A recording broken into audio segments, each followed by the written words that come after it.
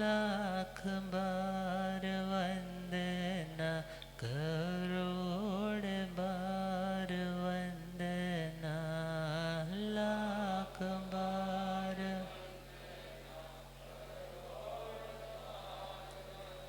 जे हाथ जोड़ गोरानो मेरी वंदना, जे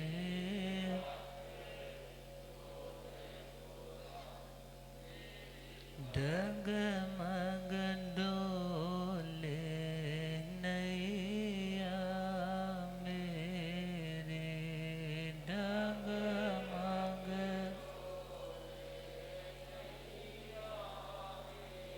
मुझको है सतगुरु तेरे, मुझको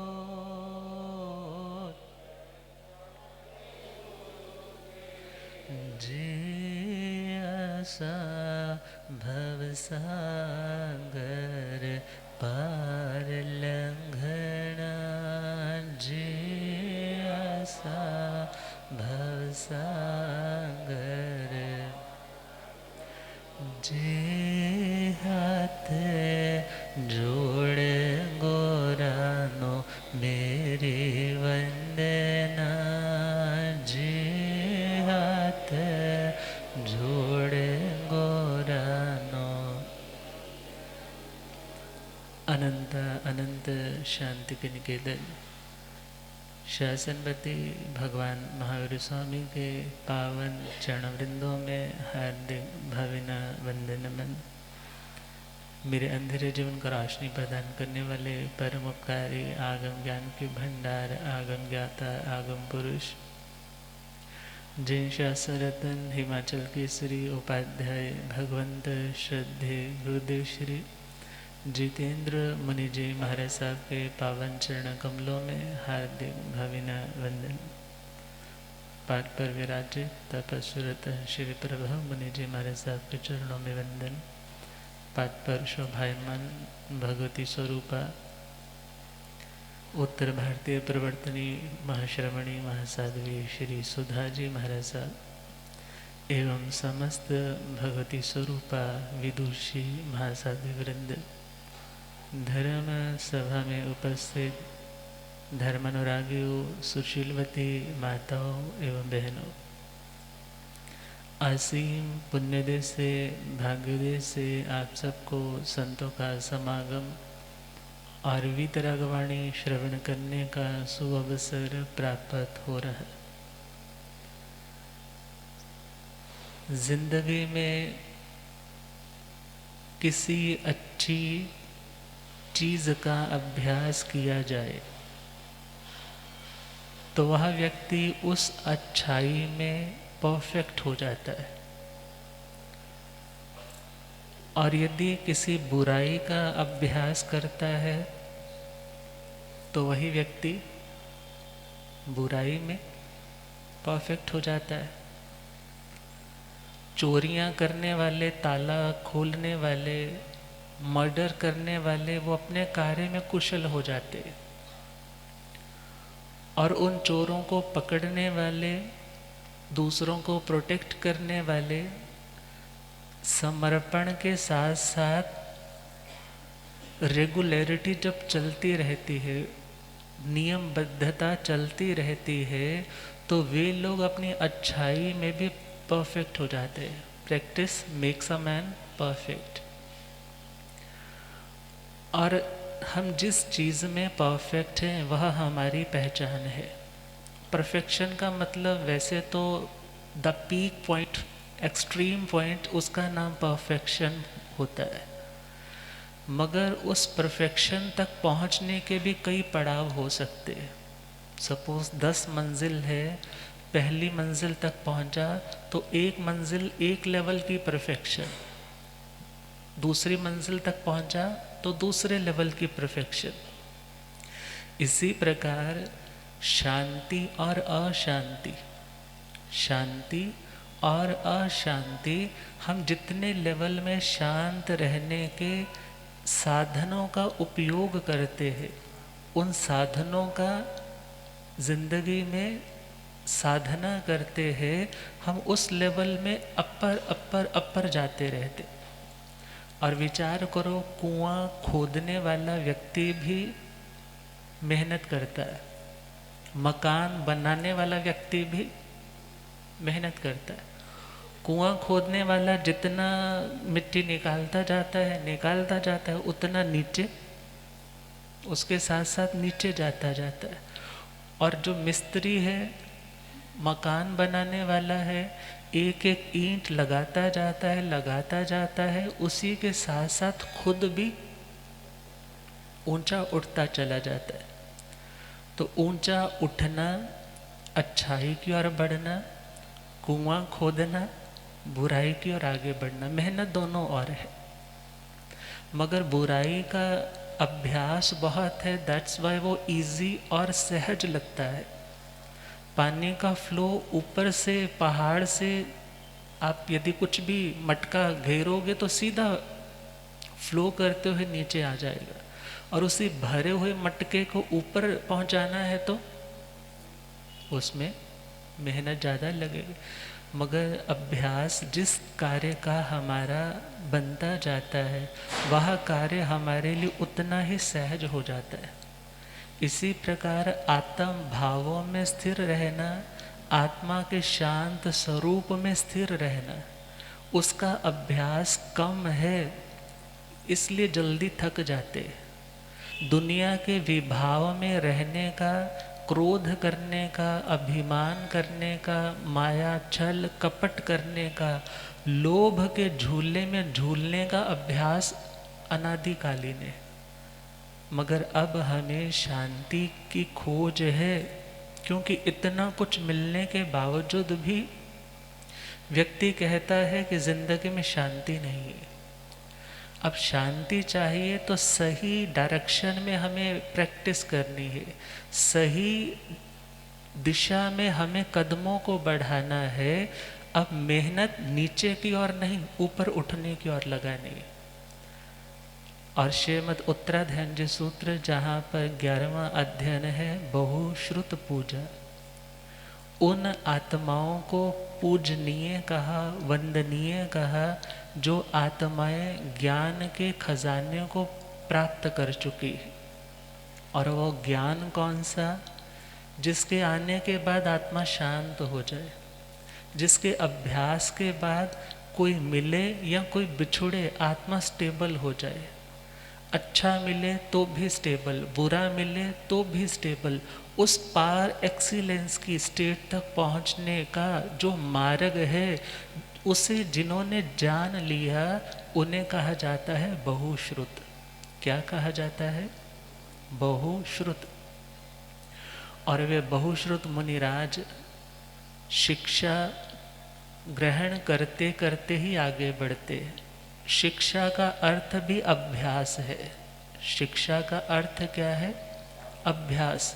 किसी कार्य को बार बार आप प्रैक्टिस करते हो, उस शिक्षा को धारण करते हो। एक समय आता है जब आप शिक्षित कहलाने लग जाते हो। शिक्षा मतलब अभ्यास। और भगवान कहते हैं 5 ऐसे कारण हैं जो हमें आत्मा के कल्याण की जो बातें हैं वो जिंदगी में नहीं आ पाती। हम अच्छाई का अभ्यास करना चाहते हैं मगर उसका अभ्यास नहीं कर पाते, और अभ्यास के अभाव में हम परफेक्ट नहीं हो पाते, हम ऊपर नहीं उठ पाते। तो उन कारणों के नाम अह पंचहिंग ठाणेहिंग जेहिंग सिक्खा न लभई थंबा कोहा पमायण रोगेणालसेण। और भगवान ने पहला कारण जो शिक्षा प्राप्ति में बाधा डालता है, जो आत्म उत्थान के मार्ग में बढ़ने से आत्मा को रोक देता है, और वो शिक्षा 2 तरह की बताई थी, ग्रहण शिक्षा, आसेवन शिक्षा। जो बुकिश नॉलेज है, जो सुना पढ़ा दिमाग में स्टोर हो गया, उसका नाम तो है ग्रहण शिक्षा। मगर जो डाटा स्टोर है उसे यूज़ कहाँ करना है, उसे किस तरह से इम्प्लीमेंट करना है, ज्ञान की बातें सुन तो ली, सीख तो ली, सिखाने लायक भी बन गए, मगर ज़िंदगी में अपनाने का नाम है आसेवन शिक्षा। उसका नाम क्या है? आसेवन शिक्षा। और जिस व्यक्ति की ज़िंदगी में ये 5 दोष है, ये 5 बुराइयां है, वह व्यक्ति ग्रहण और आसेवन दोनों तरह की शिक्षाओं से वंचित रह जाता है। जब अच्छी चीज़ का अभ्यास नहीं होगा, परफेक्ट नहीं बन पाएगा, और जब परफेक्ट नहीं हो पाएगा अच्छाई में, तो दुखी ही रहेगा। अतः भगवान ने कहा तुम्हें जानना होगा वे कौन सी बातें हैं। तुम शांति तो चाहते हो मगर शांत हो नहीं पाते हो। पहला कारण है अभिमान, थंबा, घमंड, ईगो, अहंकार, मैं बड़ा, दूसरा छोटा, और हमेशा घड़े के ऊपर उस कटोरी की तरह सर पर चढ़ कर के बैठते और हमेशा खाली के खाली रह जाते। रहते तो बहुत बड़े गुरु की निश्रा में है, मगर उनके पास रहते हुए भी दुखी रहते। मगर भगवान कहते हैं शांति चाहिए तो तुम्हें विनम्र बनना होगा, तुम्हें ऊपर से उठ करके नीचे आना होगा यदि स्वयं को भरना चाहते हो। पात्रता तो है, योग्यता तो है, मगर हमने अपने अभिमान के कारण अपनी पात्रता को भी ग्रहण लगा रखा है। तो पहला कारण जो शिक्षा प्राप्ति में रुकावट डाल दे, अभिमान। दूसरा है क्रोध।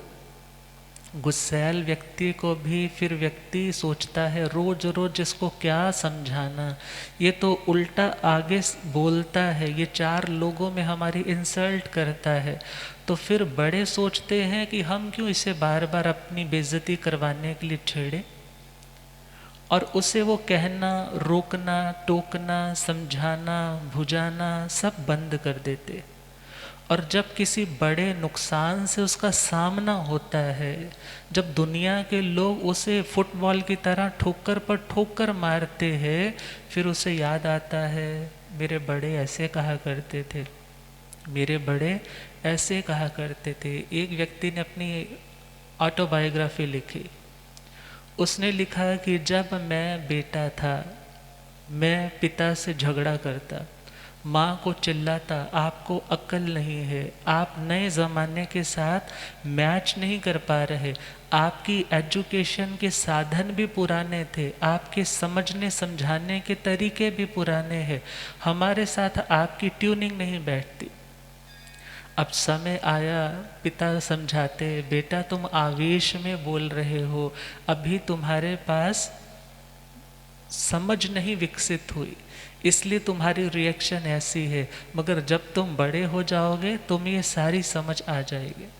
और उस व्यक्ति ने लिखा आज समय आया है कि पिता का साया सिर पर नहीं है, मगर आज हम पिता बन चुके हैं, आज हम पिता बन चुके हैं।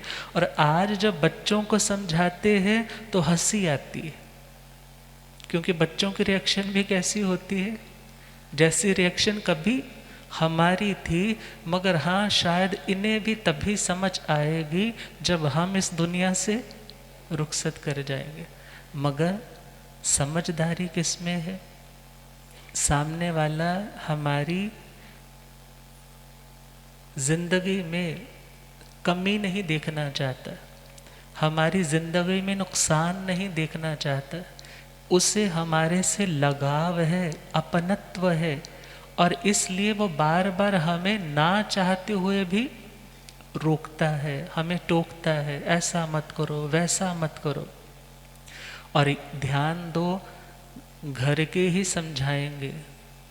और आप लोगों का हमेशा एक मन में कंप्लेंट भी बनी रहती है कि घर वाले हमें कभी अप्रिशिएट नहीं करते, गलतियों की तो लिस्ट बना करके दे देते हैं, तेरे में ये कमी है, तेरे में ये कमी है, तूने ये नहीं किया, तूने ये नहीं किया।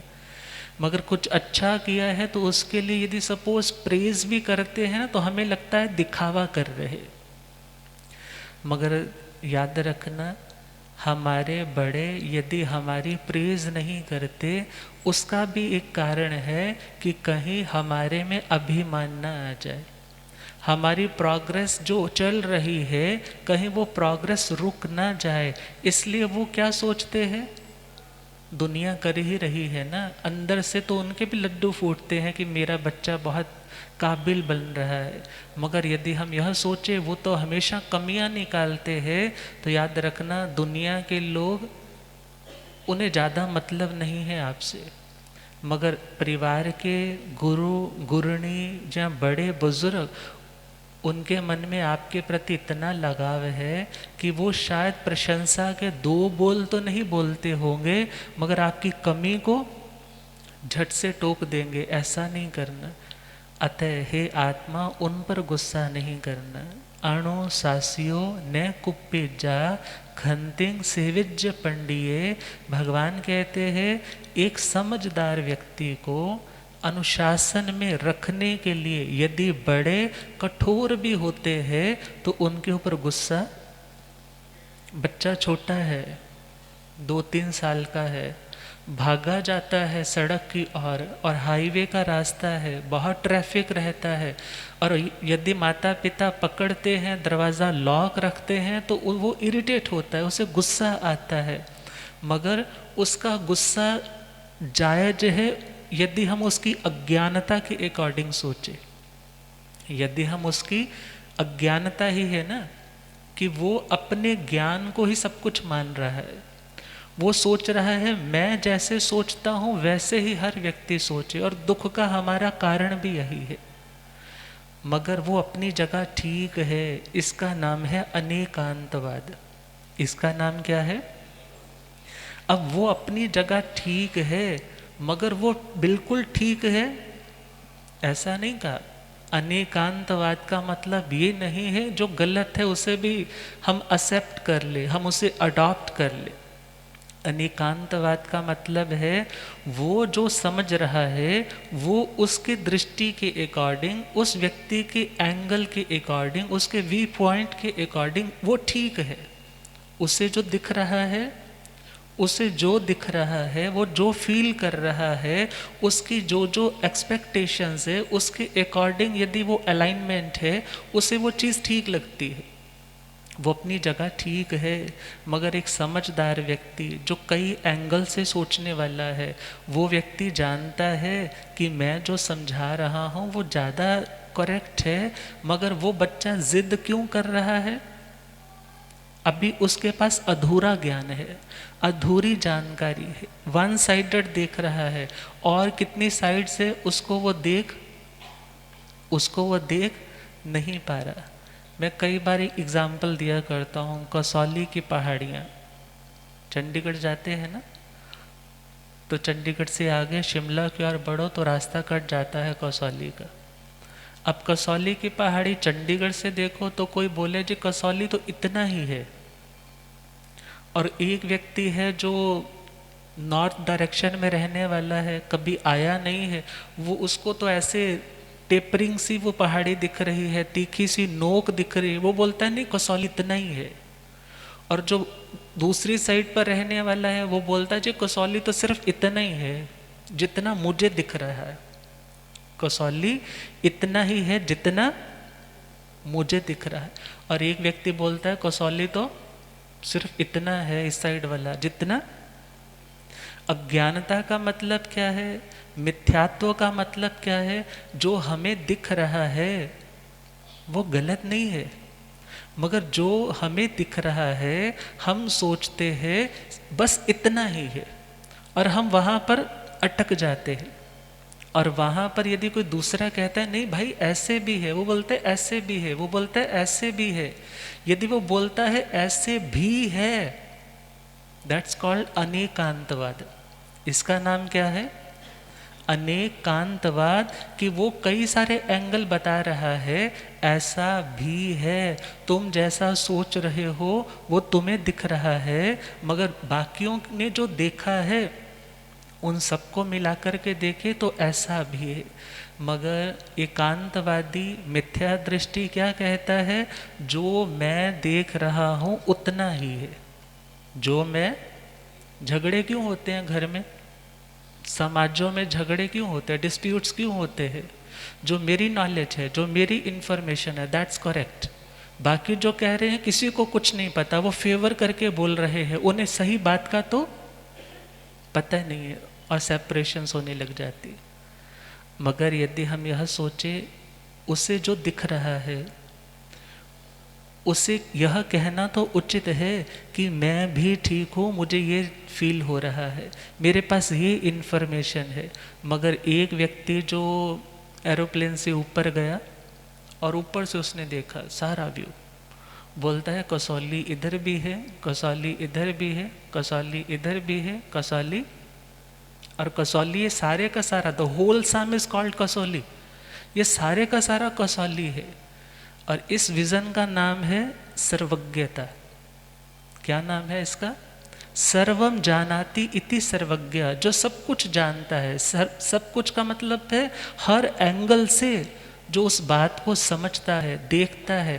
भले उस ऑमनिशिएंट का जो लेवल है वो बहुत ऊपर का लेवल है, जो सर्वज्ञता का लेवल है वो तो एक एक परमाणु के भी जो जितने भी उसके धर्म गुण पर्याय अवस्थाएं हो सकती है उनको जानते और देखते।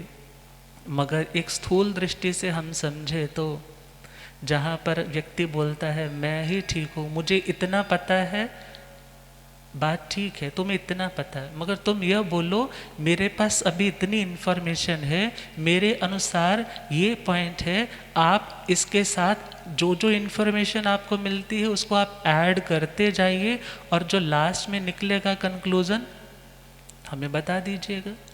मगर जब हम अड़ जाते हैं, हम बोलते हैं जो मुझे पता है बस वही ठीक है, जो बाकियों को पता है। दुनिया में संप्रदायों की लड़ाइयाँ क्यों होती है? क्यों होती है? कि जो मुझे पता है वो करेक्ट है, जो दूसरे को पता है वो करेक्ट नहीं। मगर भगवान ने कहा कि हे आत्मा, ज्ञान के कई सारे आयाम है। किसी पदार्थ को, किसी सिचुएशन को, किसी परिस्थिति को समझने के कई सारे एंगल्स है, और यदि तुम एक एंगल को ही सच मान करके अटक जाते हो तो वहाँ शांति नहीं होगी। और जो व्यक्ति बहुश्रुत बनने जा रहा है, यदि वह अभिमान करेगा, गुरुजी होते कौन है मेरे को टोकने वाले, अब मैं तो बहुत बड़ा ऑरेटर बन गया, मैं तो बहुत बड़ा स्पीकर बन गया, मेरी गलती निकाल दी उन्होंने, तो याद रखना वह शिष्य फिर आगे नहीं बढ़ पाएगा। और उस ईगो को ही तो चोट पहुंचती है जो गुस्सा आता है, मैं कुछ हूँ, किसने मेरे को टोका, कौन होता है मुझे रोकने वाला। मगर भगवान कहते हैं अनेकांतवाद का मतलब ये नहीं है जो गलत है तुम उसको एक्सेप्ट कर लो और बोलो मैं अनेकांतवादी दृष्टिकोण वाला हूँ। अनेकांतवाद का मतलब वो नहीं है। शराब पीने वाला, कबाब खाने वाला, उसके पास भी अपना व्यू पॉइंट है, मगर वो व्यू पॉइंट हमें एक्सेप्टेबल है ऐसा तो नहीं है, वो उसका व्यू पॉइंट है। और अनेकांतवाद का मतलब ये नहीं है जो गलत है हम उसको भी एक्सेप्ट कर रहे हैं, मगर अनेकांतवाद का मतलब है वो ऐसा सोचता है, उसकी दृष्टि से ठीक है, मगर मैं जो सही होगा उसमें से छांट करके जो जो सही है, जो जो ब्लॉग मुझे बनाना है, इंडिया का नक्शा बनाना होता था ना, तो बचपन में हमें वो ब्लॉग्स ला करके घर पे दे देते थे, और वो सारे ब्लॉग्स में ला रहे हैं। सपोज उसमें से किसी डायनासोर वाले ब्लॉग्स भी मिक्स कर दिए और बनाने लगे, तो इंडिया का नक्शा तो नहीं ना बनेगा यदि हम उस एनिमल वाले को साथ में जोड़ने लग जाएंगे। इसी प्रकार वो सही है, वो उसका व्यू पॉइंट है, मगर हमें जो जो सही है वो टुकड़ों टुकड़ों में है, हमें उसको समेट करके संपूर्णता तक पहुंचना है। और उसके लिए हमारा ज्ञान और उसके साथ आग्रह बुद्धि को छोड़ना होगा। ज्ञान को अपनाना मतलब हठाग्रही, जो गलत है वो उसकी व्यक्ति की दृष्टि से सही हो सकता है, मगर मुझे निष्पक्षता के साथ संपूर्णता तक पहुंचना है तो जो अच्छा है उसे एक्सेप्ट करना है, और यदि बुराई मेरे में भी है तो हे आत्मा, बताने वाले पर क्रोध नहीं करना, बताने वाले पर गुस्सा नहीं करना। और जो गुस्सा करता है तो नई इन्फॉर्मेशन, नया सुधार जो हमारे में हो सकता था, जो पॉसिबल था, जो हमें परफेक्ट बना देता, हमने उस चांस को रोक दिया। तो शिक्षा की प्राप्ति में दूसरा बाधक तत्व है क्रोध, गुस्सा। तीसरा कारण है प्रमाद। कौन है? प्रमाद। माद शब्द मद शब्द से बना है। मद शब्द से माद और प्र उपसर्ग है, उसकी और पोटेंसी को हाई लेवल तक समझाने के लिए।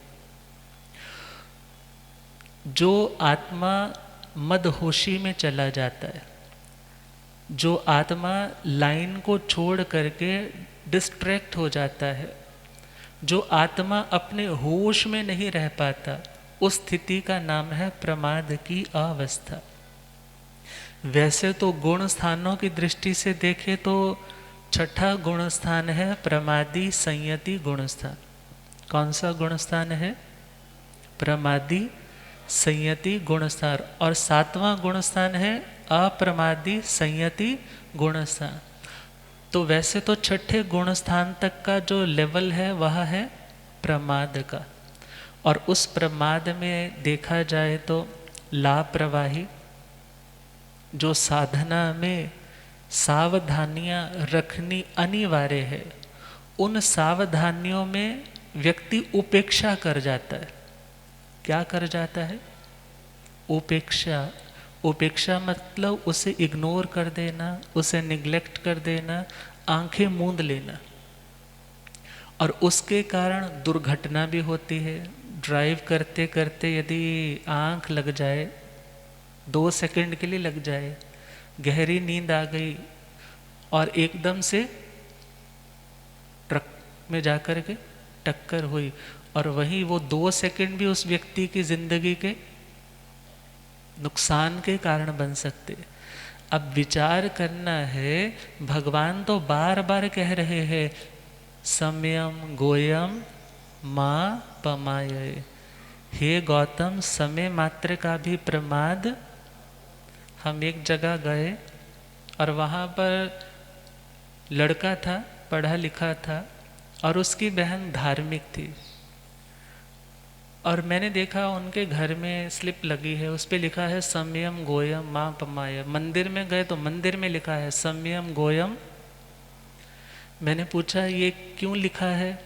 बोला जी मेरी बहन ने बोला है ये मंत्र बहुत अच्छा है, ये मंत्र बहुत अच्छा है, इस मंत्र की बहुत अच्छी ऊर्जा है, एनर्जी है, इसे तो अपने घर में स्टिक करके रख। मैंने बोला जस्ट स्टिक करने से कुछ होने वाला? सिर्फ लिखने से, सिर्फ चिपकाने से नहीं है मतलब, उसके पीछे जो लॉजिक है उसको समझना होगा। वो लाइन हमें क्या रिकॉल करवा रही है, वो हमें क्या समझा रही है कि हे आत्मा, धर्म के मार्ग पे, अच्छाई के मार्ग पे, जो शांति का मार्ग है, उस मार्ग पर बढ़ने में यदि मन में कभी लापरवाही आती है, हम केयरलेस होते हैं, आज नहीं कल कर लेंगे, कोई बात नहीं बाद में कर लेंगे, उस लापरवाही को बिल्कुल छोड़ना है। अर्थात धर्म के मार्ग में समय मात्र की भी लापरवाही नहीं करनी। ये वो लाइन है जो कभी तीर्थंकर परमात्मा ने इंद्रभूति गौतम स्वामी जी को कही थी, और वो हमें अपने साथ रिलेट करके समझना है कि अरे वो दिख गया ना, मैंने समाइक नहीं की, चल बैठ जा, भी समाइक दिख रहा है ना, माला नहीं की, चल बैठ जा। कोई द्वार पर आया है कुछ कहने के लिए, भाई मुझे नीड है, तुम्हारा सहधर्मी है, तुम अपनी बिग बिग पार्टीज तो करने के लिए करोड़ों लगा सकते हो, मगर वहाँ पर 1000 रुपया देना भी तुम्हें भारी लगता है। नहीं अभी मैं शाम को बात करके देता हूँ।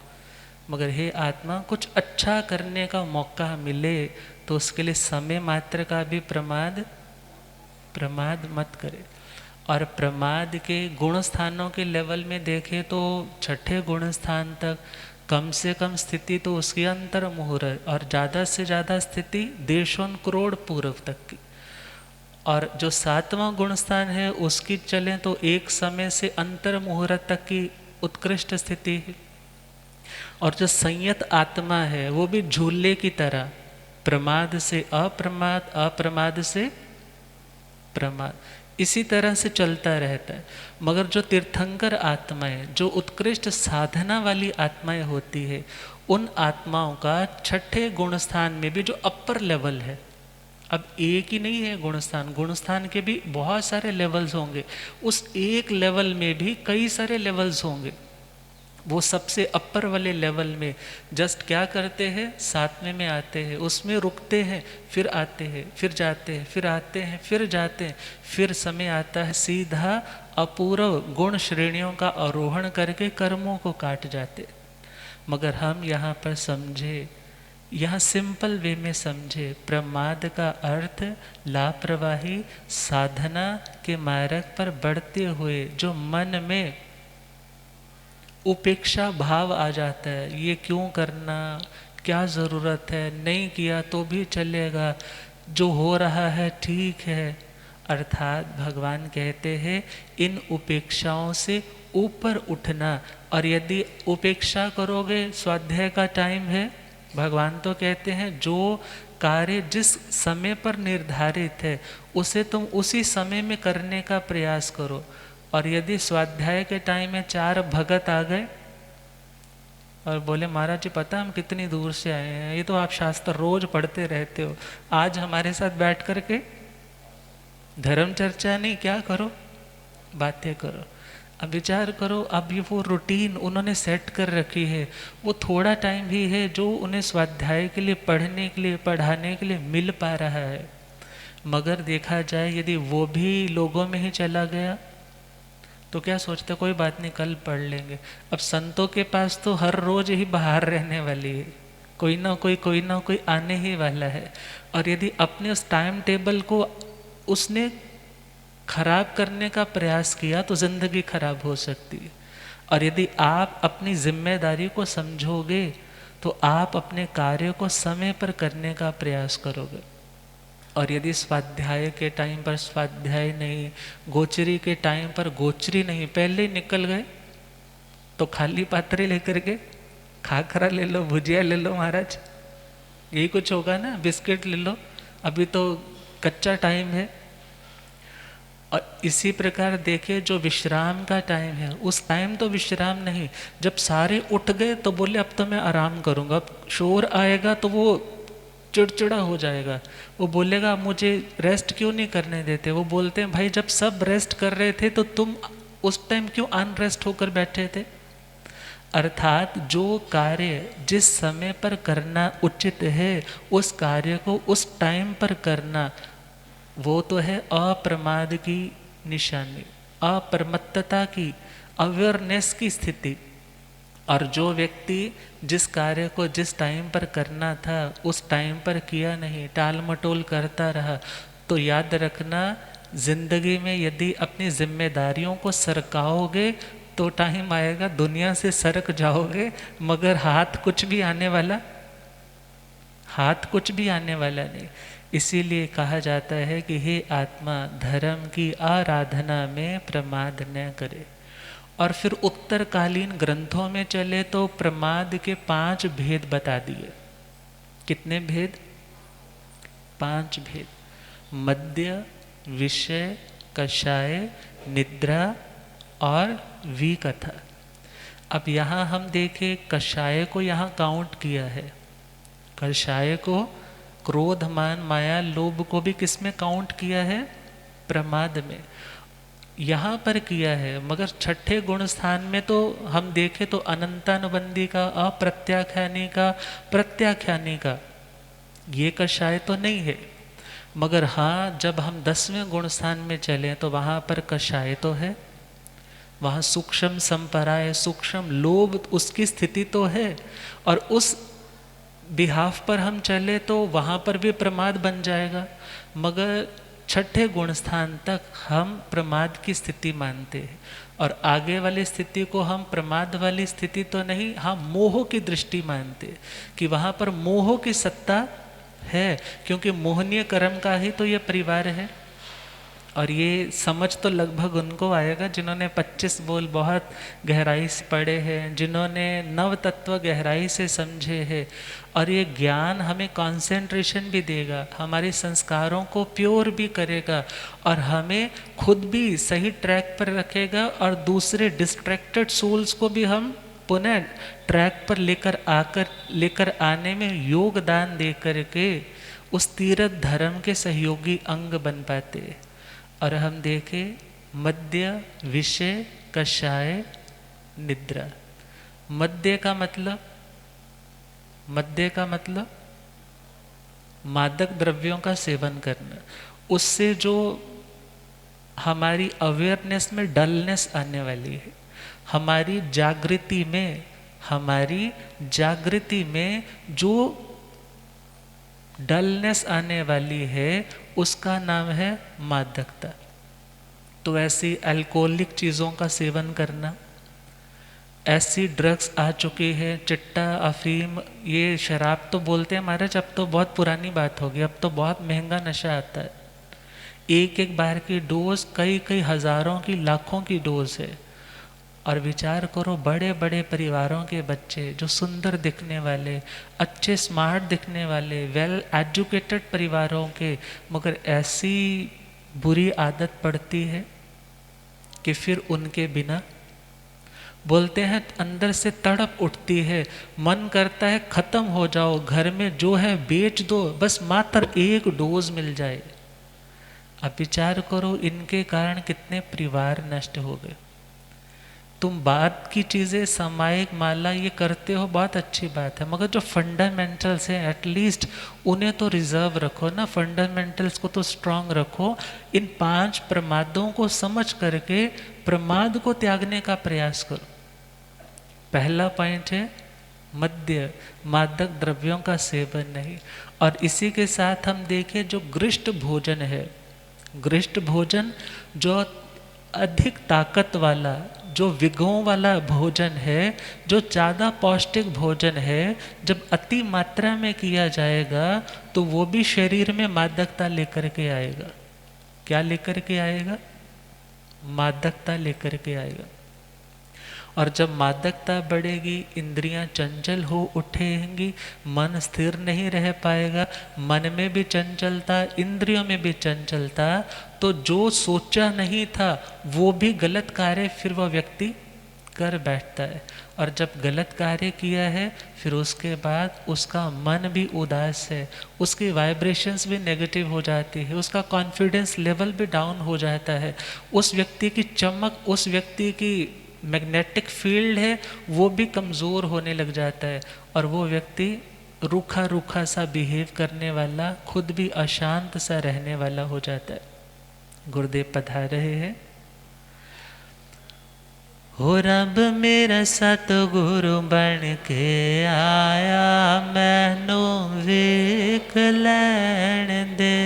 हो रब मेरा सतगुरु बन के आया, मैनू,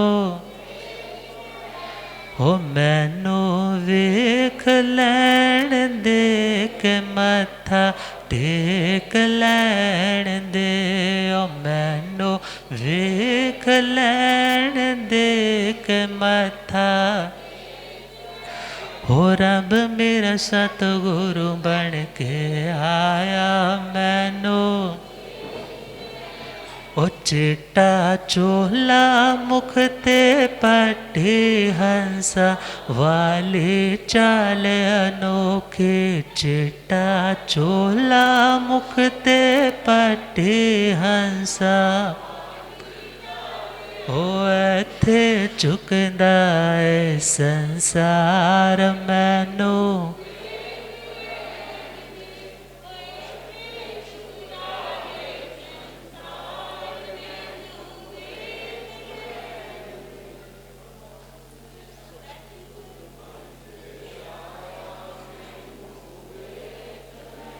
ओ पौंदे पौंदे पानी देंदा सूके बूटे हरे कर देंदा पौंदे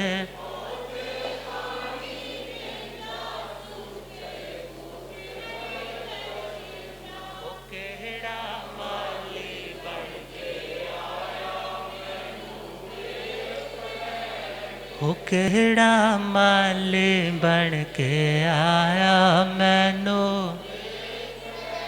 हो रब मेरा सतगुरु बन के आया मैनू हो मैनू वेख लैण दे के मत्था टेक लैण दे ओ मैनू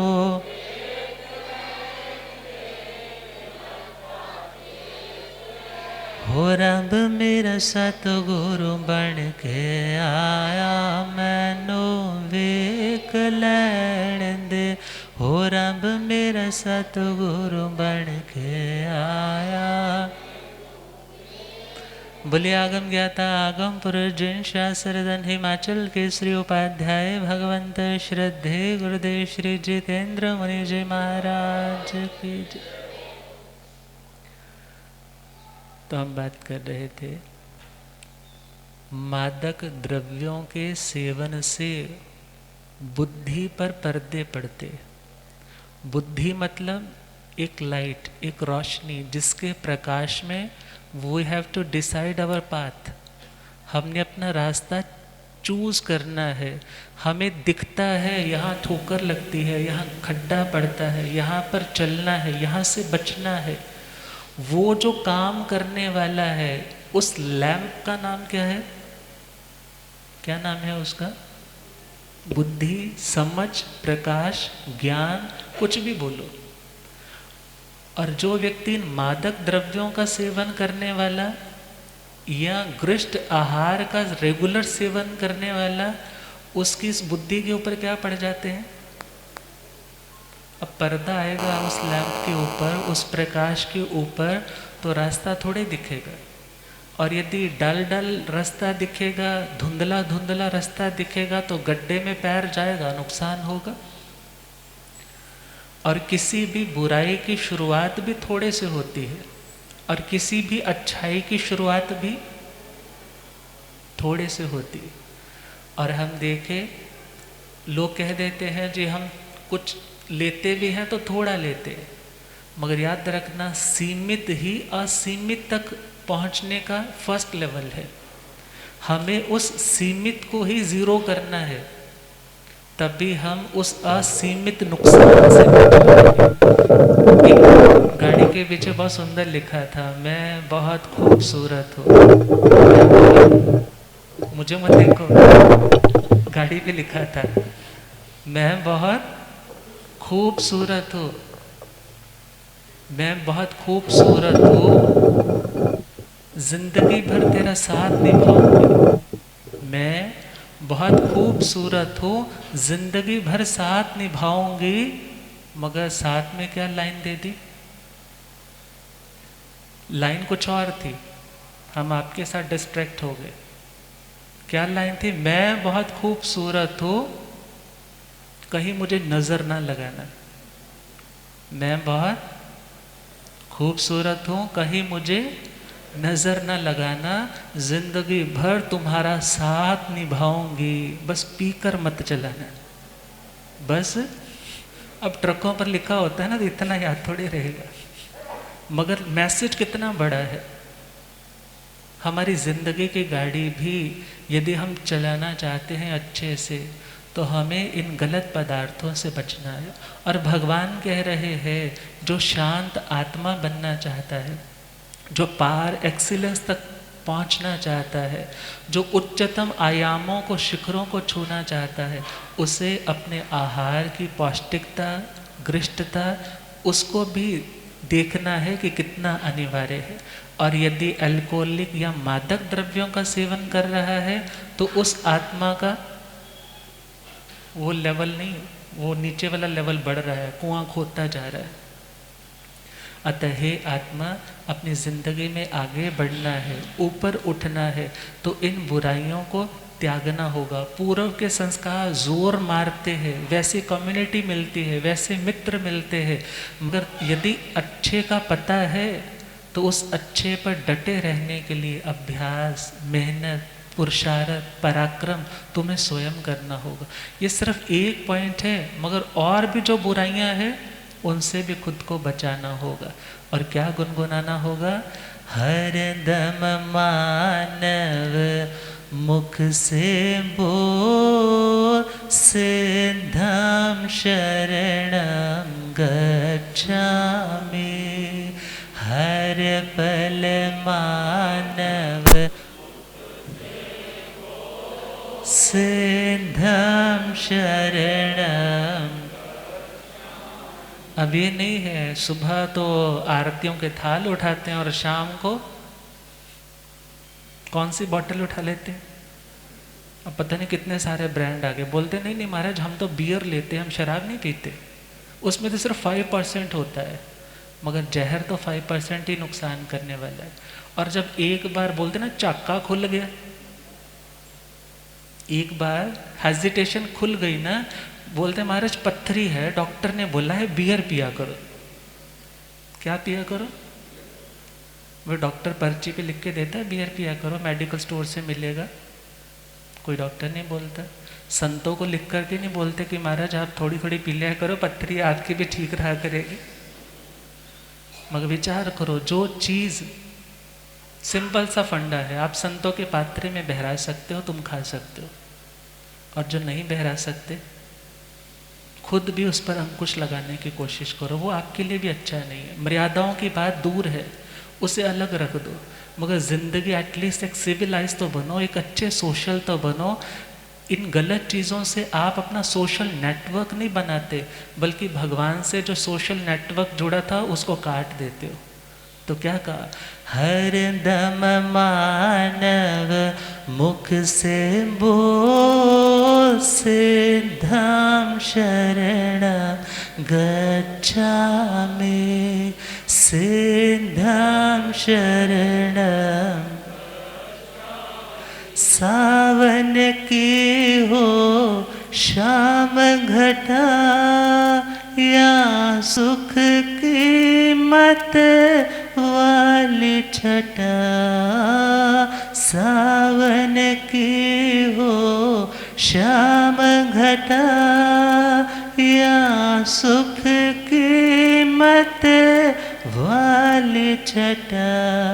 सुख दुख में सम रस हो बोल, सिद्धम शरण। सिद्धम शरण। दुश्मन ने जब घेरा हो, चारों ओर अंधेरा हो। दुश्मन ने जब घेरा हो, चारों दिल जब डगमग मेरा हो। किस्मत का जब फेरा हो, तब तो मानव दिल से बोल, सिद्धम शरण। सिद्धम शरण। हर पल मानव मुख से बोल, सिद्धम शरण। सिद्धम शरण गच्छामि। सिद्धम शरण गच्छामि। और उन्हीं भावों को लेकर के बहन चेतना जो इस मोक्ष के मार्ग पे, उस सिद्धत्व के मार्ग पर बढ़ने जा रही है, और आप सभी अनुमोदना के भावों के साथ और भगवत वाणी को श्रवण करने के लिए पधार रहे हैं। लाभ लेते रहिए। गंगा रोज रोज घर पे नहीं आती, लोग तीर्थों पर ढूंढते हैं जा कर के, मगर आपके घर में चलते फिरते तीर्थ गुरुदेव पधारे हैं। तो ये चतुर्विध संघ जहाँ उपाध्याय भगवंत, पूज्य प्रवर्तनी जी, महासाध्वी वृंद, श्रावक श्राविका सभी उपस्थित है, यथा योग्य लाभ लीजिए। इन्हीं मंगल भावनाओं के साथ अब गुरुदेव कृपा करें। ओम शांति।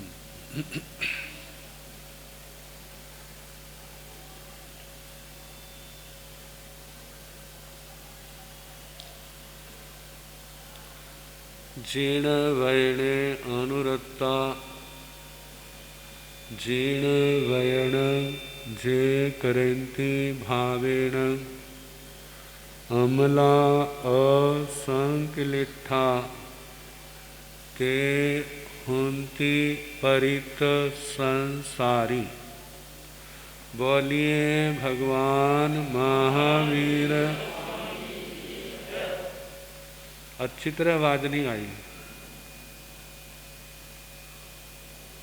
कल शोर बहुत था, आज शांति बहुत है। कहते हैं शोर को सीमित कर दिया जाए ना तो उसमें शोभा हो जाती है, और असीमित कर दो तो मामला गड़बड़ हो जाता है। तो चीखना नहीं है, भगवान का जयकारा जो हमारा चरम और परम लक्ष्य। कहाँ जाना है? भगवान के पास। भगवान का स्वरूप, उसको पाना हमारा लक्ष्य है। तो आपका भी तो वही लक्ष्य है। तो एक बार श्रद्धा भक्ति प्रेम से अंतःकरण की गहराइयों से अच्छे लोगों की तरह, बच्चों की तरह नहीं, बोलिए भगवान महावीर। ठीक है। पावन चरित गुरुदेव जी बंदो मन वच काये, भव सागर को तरण में करो हमारी सहाय। जिन शासन जिन वाणी सदा जयवंत हो, श्रवण संग सदा अविचल मंगल हो। मुक्ति को प्राप्त श्रमण भगवान महावीर स्वामी, उनकी परम पावन कल्याणी भागवती वाणी वाचक प्रमुख श्री इंदर भूति गौतम आदि गणधर भगवंत जोग प्रधानाचार्य परम पूज्य श्री सुधर्मा स्वामी जी महाराज, उनकी परम पावन पाठ परंपरा, वर्तमान आचार्य ध्यान योगी परम पूज्य श्री शिव मुनि जी महाराज एवं गुरुजन सबके पावन चरण सरोजों में मेरा अनंत अनंत बार वंदना नमस्कार। उपस्थित धर्म प्रेमी सज्जनों, माताओं तथा बहनों, अपनी बात शुरू करूं। आपसे कोई प्रश्न पूछे, भाई आप कौन हैं? पूछ सकता है ना आपसे, आप कौन हैं? तो आपका क्या उत्तर होगा? होगा ना उत्तर? क्या उत्तर होगा? नाम भी बताओगे, अपनी विशेषता भी बताएंगे, कितना कुछ बता देंगे। लेकिन कहने वाले ने, पूछने वाले ने पूछा, सचमुच आपने वो ही बताना जो आप हो। सचमुच वही बताना जो आप हो। तो क्या बताओगे? कहे वही बताऊंगा जो अपना एड्रेस बनाया हुआ ना, कार्ड के ऊपर छापा हुआ है, उसका हाथ में पकड़ा देंगे, ले भाई ये पढ़ ले और आपको पता चल जाएगा मैं कौन हूं। लेकिन जरा विचारे, क्या सचमुच वह आपका पता है? क्या सचमुच आप वही है जो उस कार्ड के अंदर बताया गया है? जानते हैं इस आत्मा का क्या परिचय है इस समय? जैसे ना बच्चा नहा धो के माँ खिला पिला के बढ़िया से कपड़े पहना के सिर पर कंघी डाल करके, आजकल नहीं, पुराने जमाने में जब गलियां कच्ची होती थी, आजकल तो पक्की बन गई हुई।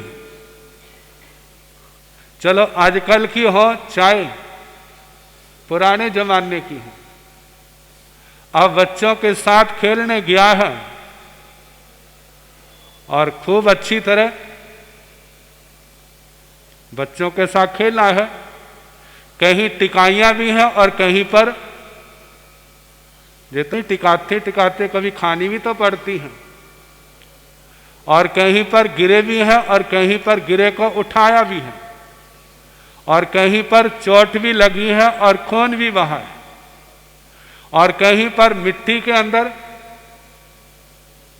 कपड़े भी, सिर भी क्या हो गया है, मिट्टी से भर गया है। जब घर आया है तो मां देखती है कैसा भेजा था मैंने, जब भेजा था तो कैसा रूप था, मानो देव कुमार हो, और अब क्या बन के आया है? अब क्या बन के आया है? जैसे भूत बना हो। ऐसा ही होता है ना।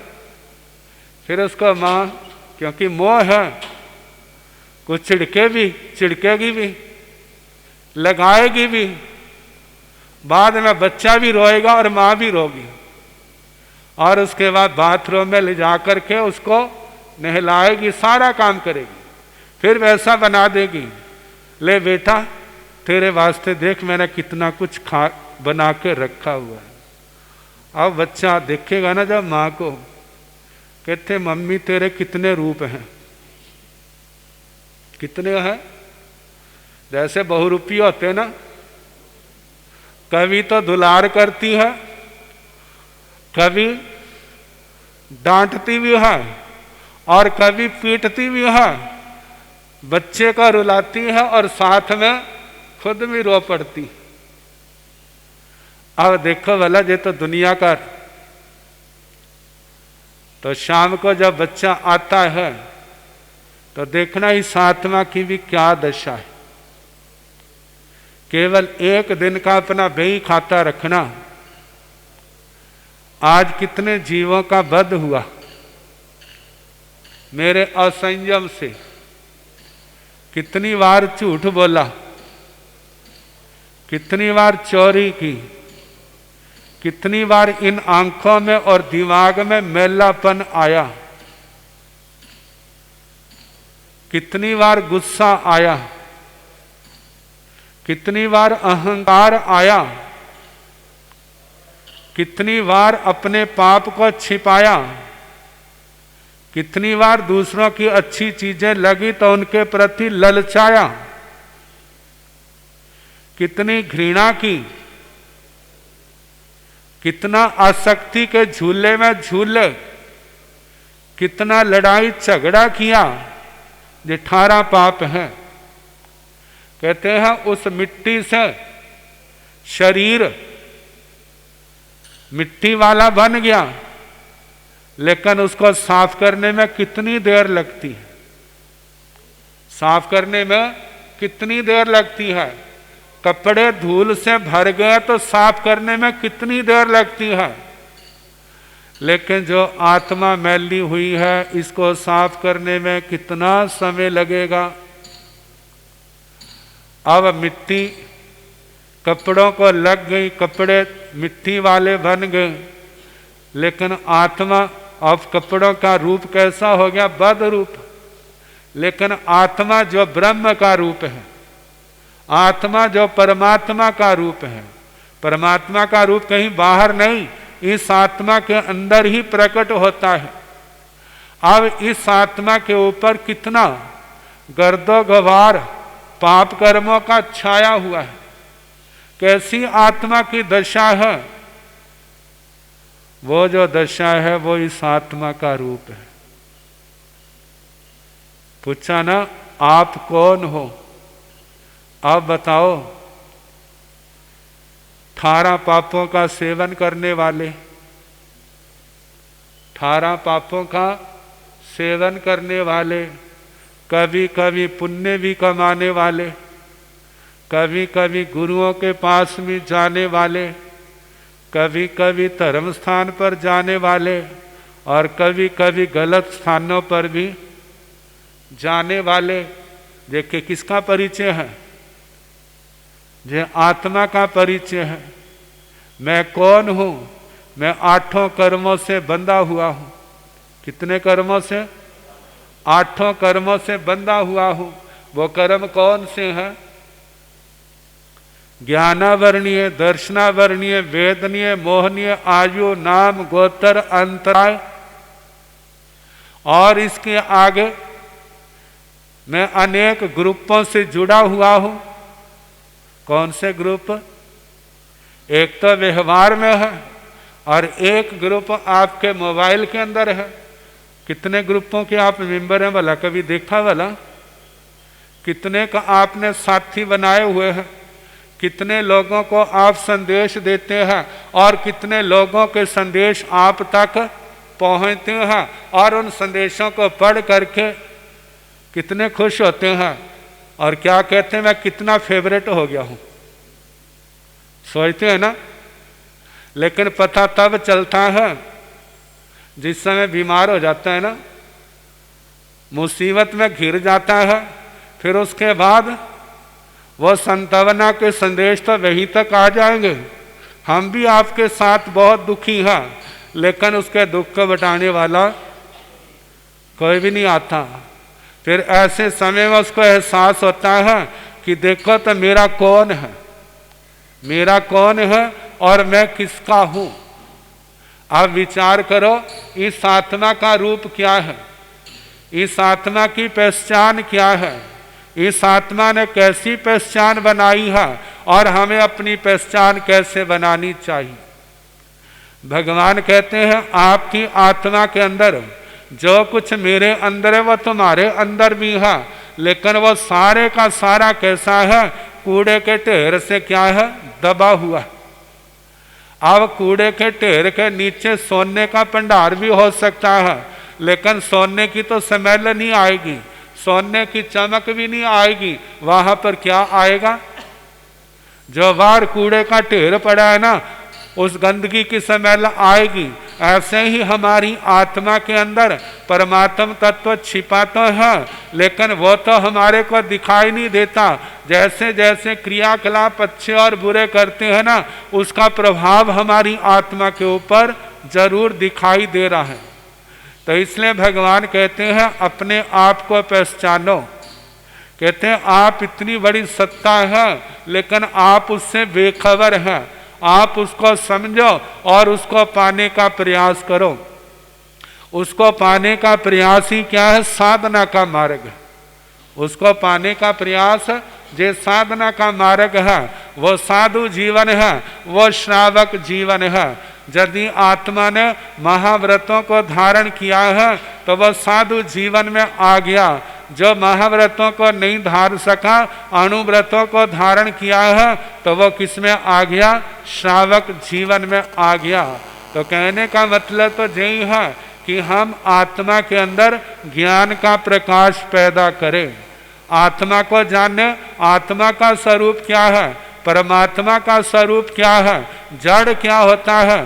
चेतन क्या होता है? दुनिया में पुण्य कर्म कौन से हैं? पाप कर्म कौन से हैं? पुण्य पाप का प्रभाव कैसा होता है?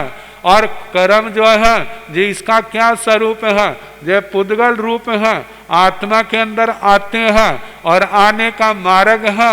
आत्मा आने के मार्ग को रोका भी जा सकता है। तो आने का मार्ग आश्रव है और रोकने का नाम संबर है। और जैसे स्नान करने से शरीर की मैल उतर जाती है, जैसे कपड़ा धोने से कपड़े की मैल उतर जाती है, ऐसे तपस्या के द्वारा, सेवा आदि के द्वारा आत्मा के जन्म जन्म के जो कर्म है उनको धोया जा सकता है। और धोया जा सकता है इतना ही क्यों, दुनिया के लोग जिनकी आत्मा जाग जाती है वह इन कर्मों की मैल को संयम और तप की आराधना के द्वारा ऐसा धोते हैं दोबारा आने का नाम नहीं लेती। तो कहा आत्मा का और कर्म का आपस में बंद कैसे होता है, संबंध कैसे होता है। मिट्टी में लेटेंगे तो मिट्टी तो क्या होगी, शरीर के साथ, कपड़ों के साथ चिपकेगी ही। ऐसे आत्मा पुण्य और पाप का आचरण करेगा तो पुण्य और पाप के संस्कार वो कर्म के रूप में आत्मा के साथ भी अच्छे और बुरे रूप में बंधेंगे। कैसे कैसे बनते हैं, उन कर्मों का परिणाम कैसे होता है। जब शास्त्रों को पढ़ते हैं, सुनते हैं तो जानने में आ जाता है। तो कहा सुनेंगे जानेंगे तो बंध का भी पता चल जाता है। फिर आत्मा का मोक्ष क्या है, कर्मों के बंधनों से छुटकारा कैसे होता है, उसके लिए साधना का मार्ग है। क्या कर्म बांधने के जो मार्ग हैं उनको रोका जाए और कर्म तोड़ने के रास्ते जो हैं उनको अपनाया जाए। मूल में दो चीजें आ जाती हैं, संबर और निर्जरा। संबर के द्वारा आने वाले कर्म बंध को रोका जाता है और निर्जरा के द्वारा 12 प्रकार की तपस्या के द्वारा बंधे हुए कर्मों को काटा जाता है। अब ये कर्मों की सफाई जब बढ़ती जाती है, जब घर का सारा कूड़ा बाहर निकल जाता है तो घर साफ हो जाता है। ऐसे आत्मा के कर्मों की मैल जब सारी निकल जाती है तो आत्मा का मोक्ष हो जाता है। ये मोक्ष ऐसी अवस्था है जिसकी आदि है लेकिन अंत नहीं है, जहाँ वहाँ पर ना जन्म है, ना मरण है, ना रोग है, ना शोक है, ना आदि है, ना व्याधि है।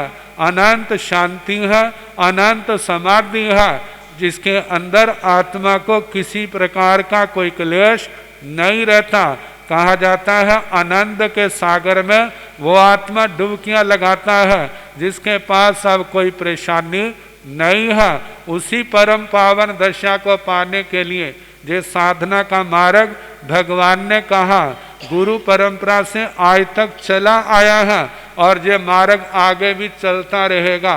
5वें आरे के लास्ट तक, अंत तक भव्य जीव आएंगे जहाँ पर जन्म लेंगे और तीर्थंकर भगवंतों की पावन वाणी को सुनेंगे।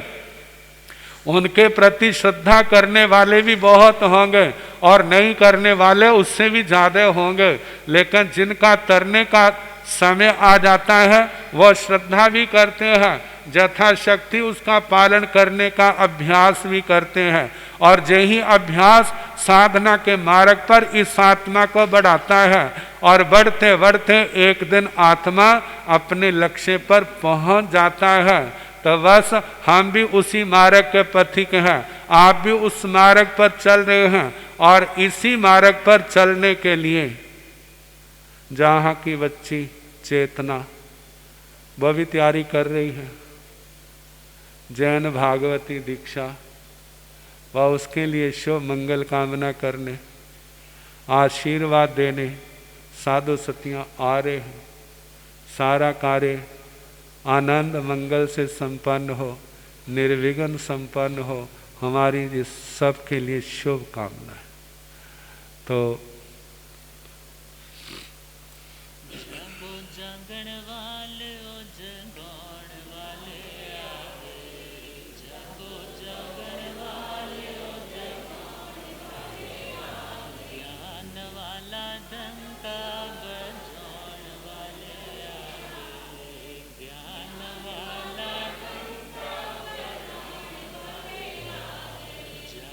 जागण वाले ओ जगाण वाले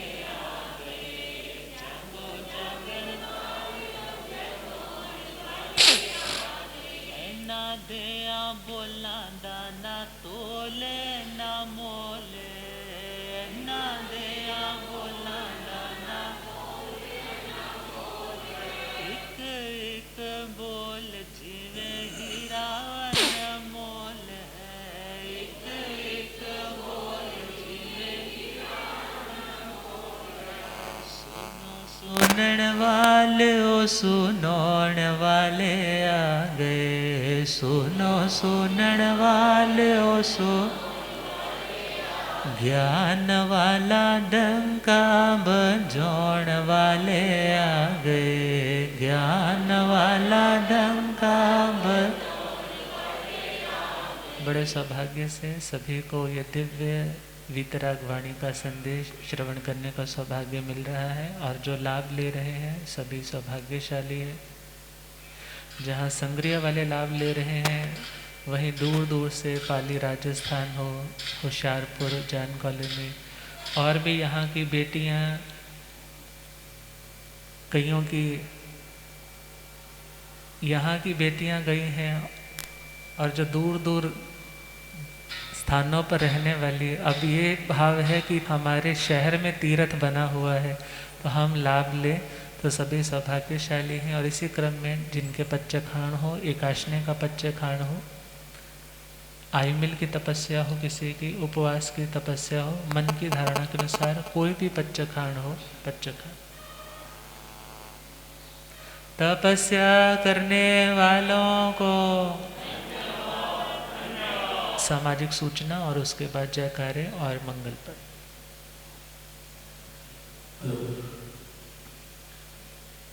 गुरु एक खुशबू है जिसमें सारा जहां महक उठता है। गुरु एक दीपक है जो हमेशा सही रास्ता दिखाता है। गुरु एक नगमा है जिसकी गूंज जिंदगी का एहसास दिलाती है। परम श्रद्धेय, परम आराध्य हृदय के श्रीवास्ता से श्रमण भगवान महावीर स्वामी के चरणों में भावपूर्ण वंदन।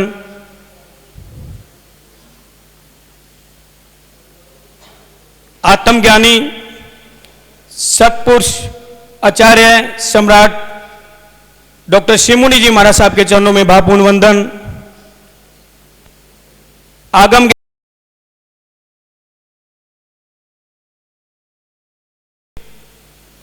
गुरुदेव जितेंद्र मुनि जी महाराज साहब ठाणे 5 के चरणों में भावपूर्ण वंदन। पाठ पर विराजित उत्तर भारतीय महा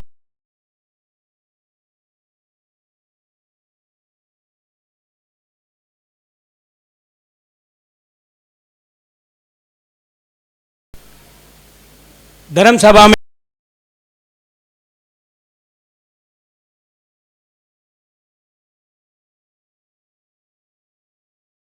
विषय है कि संग्रिया